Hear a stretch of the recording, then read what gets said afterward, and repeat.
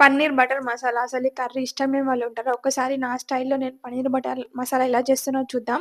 First దీనికొక fresh paneer తీసుకోవాలి. దాన్ని చిన్న చిన్న పీసెస్‌గా కట్ జేసుకోవాలి. నెక్స్ట్ ఒక పాన్ తీసుకొని దాంట్లో కొంచెం బటర్ యాడ్ చేసుకొని, మనం కట్ చేసి పెట్టుకున్న పన్నీర్ ముక్కలని దాంట్లో ఫ్రై జేసుకోవాలి. ఈ పన్నీర్ ముక్కలు ఈ కలర్‌లోకొచ్చినంక తీసి పక్కన బెట్టుకోవాలి.